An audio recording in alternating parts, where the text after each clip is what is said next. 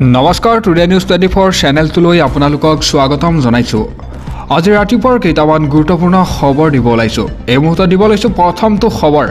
এটা breaking news, পিকনিকৰ নামত এতিয়া আনন্দ ফূৰ্তি কৰিবলৈ যোৱাৰ পূৰ্বে আপোনালোকে সাৱধান হওক। দিব লৈছো এটা ব্ৰেকিং নিউজ, পিকনিকৰ নামত এতিয়া আনন্দ ফূৰ্তি কৰিবলৈ যোৱাৰ পূৰ্বে আপোনালোকে সাৱধান হওক। পিকনিকৰ পৰিকল্পনা কৰিছে যদি জানি লওক এতিয়া প্ৰশাসনৰ নীতি নিয়ম।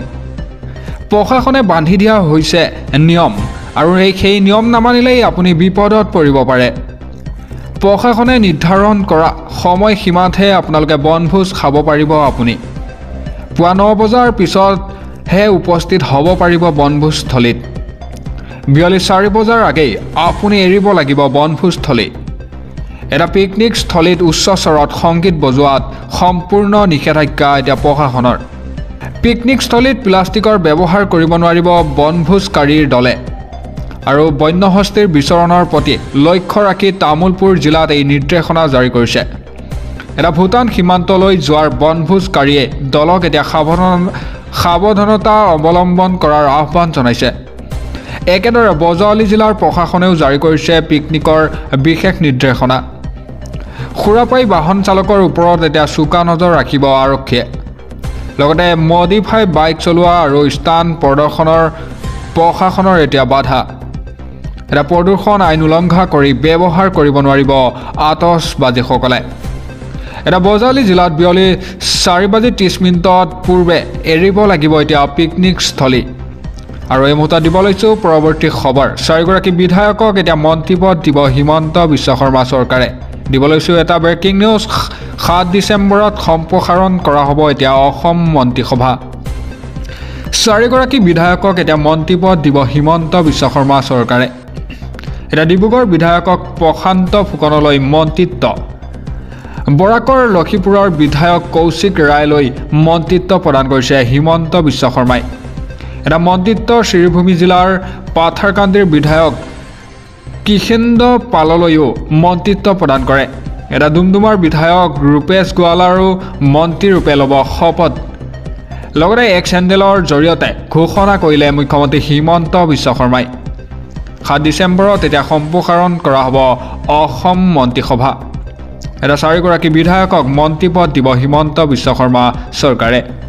আৰু দিব লৈছোঁ এই মুহূৰ্তত পৰৱৰ্তী খবৰ। কেবিনেটত বিশেষ মাংসৰ নিষিদ্ধ হোৱাৰ পিছতেই এটা ৰাজ্যৰ হোটেলে হোটেলে চলিছে প্ৰশাসনৰ তীব্ৰ অভিযান।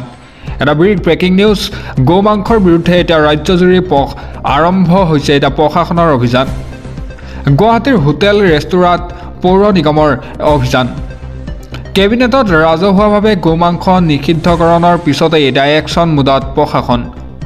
এটা জালুকবাৰী হোটেল ৰেষ্টুৰাঁত গো মাংসৰ বিৰুদ্ধে এতিয়া অভিযান আৰম্ভ কৰিছে। জালুকবাৰীৰ 2খন হোটেলত তলা লগালে গুৱাহাটী পৌৰ নিগমে। কোনো কাৰণতেই হোটেল ৰেষ্টুৰাঁত পৰিৱেশন কৰিব নোৱাৰিব গো মাংস। এটা গো মাংসৰ বিৰুদ্ধে ৰাজ্যজুৰি আৰম্ভ হৈছে প্ৰশাসনৰ অভিযান। গুৱাহাটী হোটেল ৰেষ্টুৰাঁত এতিয়া পৌৰ নিগমৰ অভিযান। আৰু এই মুহূৰ্তত দিব লৈছোঁ পৰৱৰ্তী খবৰ। হিমন্ত বিশ্ব শৰ্মাৰ 50 বাৰ মুখ্যমন্ত্ৰী হৈ আহি ক'লেও আমি মানি নলওঁ। আমাৰ জলচা আছে, ইস্তেমা আছে। মুছলমানে কি খাব কি নাখাব সেয়া মুখ্যমন্ত্ৰীয়ে ক'ব নোৱাৰে। বিশেষ মাংসৰ নিষিদ্ধকৰণৰ বিৰোধিতাৰে এতিয়া গৰজি উঠিল আমচু। দিব লৈছোঁ এটা ব্ৰেকিং নিউজ, গো মাংসৰ নিষিদ্ধ কৰাক লৈ এতিয়া গৰ্জন আমচুৰ। সংবিধানৰ অন্ন বস্ত্ৰ আৰু বাসস্থানৰ অধিকাৰ মুছলমানৰো আছে। হিমন্ত বিশ্ব শৰ্মা 50 বাৰ মুখ্যমন্ত্ৰী হৈ ক'লেও আমি মানি নলওঁ। গো মাংস বন্ধ কৰি সংখ্যালঘুক জোকাই নল'ব বুলি কৈছে। এইখন অসমত এতিয়া ধৰ্মীয় সংখ্যালঘুৰ জলচা হয়, ইস্তেমা আছে। গো মাংস বন্ধ কৰিলেই অসম ভাৰতৰ 5খন ৰাজ্যৰ এখন হৈ নাযায় বুলি কয় আমচুৱে। এটা মুছলমানে কি খাব কি নাখাব সেয়া মুখ্যমন্ত্ৰীৰ সিদ্ধান্ত ল'লে আমি মানি নলওঁ বুলি গৰজি উঠিছে এতিয়া আমচু। তেওঁ যদি সাহস আছে তেন্তে উত্তৰ পূৰ্বাঞ্চলত নিষিদ্ধ কৰি দেখুৱাওক। দিল্লীত গো মাংসৰ নিষিদ্ধকৰণৰ বিৰোধিতাৰে সৰব এতিয়া ৰেজাউল কৰিম চৰকাৰ। এতিয়া গো মাংসৰ নিষিদ্ধ কৰাক লৈ এতিয়া গৰ্জন এতিয়া আমচুৰ। দিব লৈছোঁ এই মুহূৰ্তত পৰৱৰ্তী খবৰ। চৰকাৰে সিদ্ধান্ত যিয়েই নলওক আমি মাংস খোৱাটো খামেই বুলি এনেদৰে মন্তব্য কৰে মন্ত্ৰীদ্বয়। চৰকাৰে সিদ্ধান্ত যিয়েই নলওক আমি গো মাংস খামেই।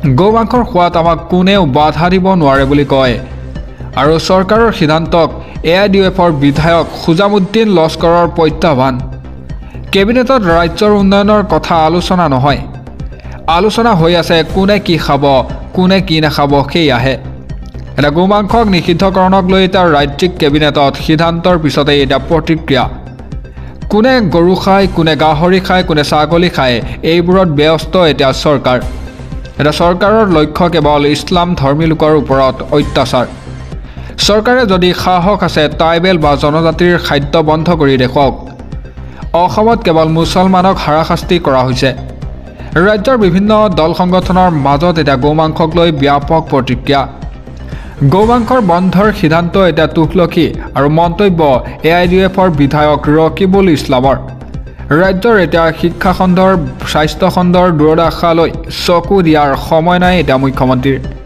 মুখ্যমন্ত্ৰীয়ে এতিয়া কোনে কি খাব কি নাখাব সেয়াক লৈ ব্যস্ত হৈ আছে অখিল গগৈয়ে মুখ্যমন্ত্ৰীক চেলেঞ্জ কৰাৰ বাবেই এতিয়া বন্ধ কৰিলে গো মাংস এটা ৰাজহুৱা স্থানত গো মাংসক নিষিদ্ধকৰণৰ বিৰোধিতা আব্দুল খালেকৰ এটা ইছলাম ধৰ্মত কিছুমান খাদ্য হাৰাম আৰু কিছুমান হালাল গো মাংস হৈছে এটা স্পৰ্শকাতৰ বিষয় ইছলামত গাহৰি হাৰাম আৰু গো মাংসৰ হালাল বুলি কৈছে প্ৰত্যেক ব্যক্তিৰে স্বাধীনতা থাকে কোনে কি খাব কোনে কি নাখাব এটা মুখ্যমন্ত্ৰীয়ে স্বেচ্ছাচাৰী মনোভাৱ এৰক বুলি মন্তব্য কৰে এটা গো মাংস নিষিদ্ধকৰণৰ সন্দৰ্ভত এটা প্ৰতিক্ৰিয়া জাকিৰ হুছেইন লস্কৰৰ ৰকিবুল হুছেইন ইমান তললৈ যাব নালাগিছিল 10 লাখ ভোটত জিকাই দিয়াৰ এজনে এনে কথা ক'ব নালাগে বুলি কয় এটা নিষ্পত্তিৰ বাবে তেওঁ ইমান বেছি তললৈ যাব নালাগিছিল তেওঁলোকে চৰকাৰক এনে কৰিবলৈ বাধ্য কৰালে এটা চৰকাৰে সিদ্ধান্ত যিয়েই নলওক আমি গো মাংস খামেই